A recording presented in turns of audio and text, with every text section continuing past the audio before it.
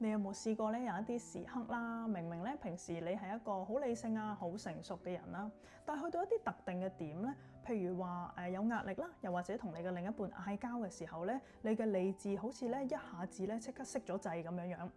你會突然之間好想大叫啦、勁嬲啦，甚至乎咧匿埋一邊勁喊，覺得全世界咧都拋棄咗你咁。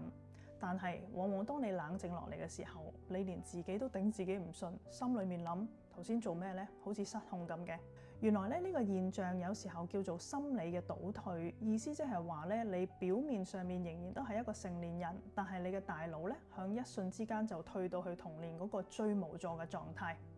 今日咧同大家一齊睇下你嘅內在小孩可能咧接近幾多歲嘅自己呢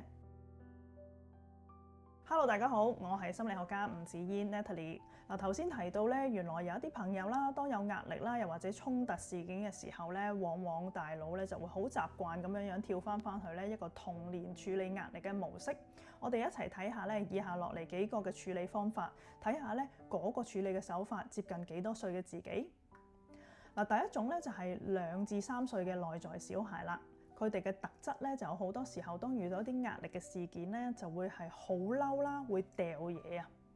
例如話，當事情咧發展係唔符合預期嘅時候，又或者咧有人唔聽你講咧，你內心就會有一種咧好大嘅毀滅感，你想掟嘢，甚至乎咧揼牆，將啲嘢咧倒落地下。呢個年齡嘅細路仔咧，通常咧就會用憤怒去掩飾咧佢內心嘅焦慮感嘅。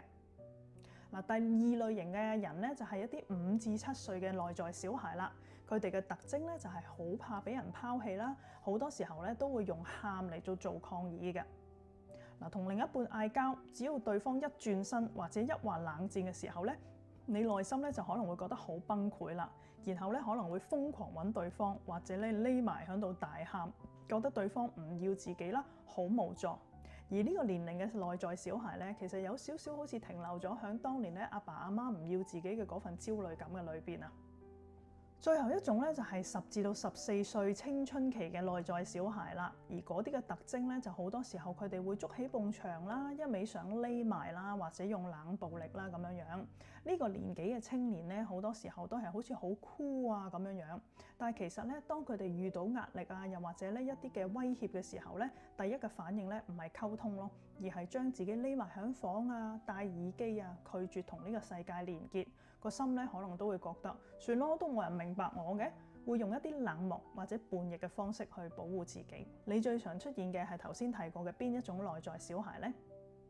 可能我哋會問，喂，點解我哋而家都係大人啦，心裏面咧仲會住咗一個細路仔嘅呢？咁其實往往都係因為成長喺原生家庭裏邊咧，當年嗰個歲數嘅你，可能曾經承受過一啲咧比較大嘅情緒創傷。可能係阿爸阿媽經常缺席啦，可能咧係大人嘅無情嘅無端端打你鬧你啦，又或者咧你嘅情緒從來都冇被正視過。當年咧你嘅年紀太細，可能係冇能力處理呢類型嘅痛苦，所以你就選擇將呢個受傷嘅自己咧冷凍喺心裏邊，而直到大個之後咧，只要現實世界一出現一啲咧類似嘅壓力，呢個咧被凍結嘅小孩就會被喚醒，用嚟咧應對外在世界嘅壓力感啦。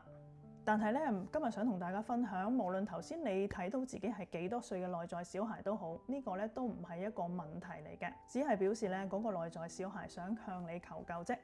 如果咧你想嘗試安撫嗰個咧童年嘅創傷，今日開始可以試下做呢2個嘅心理練習。第一，做自己嘅神隊友父母啊！而家咧成日都有個概念咧叫做再養育自己啊！下次咧當你覺得好嬲啊，或者想爆喊嘅時候，深呼吸，同自己講啊，我而家咧係覺得好驚、好無助，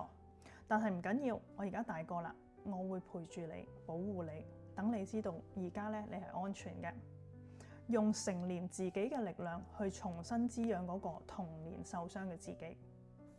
第二個方法，分清楚過去同埋現在，同自己講，而家同我嗌交嘅人咧係我嘅另一半或者我嘅老細，而唔係當年嗰個咧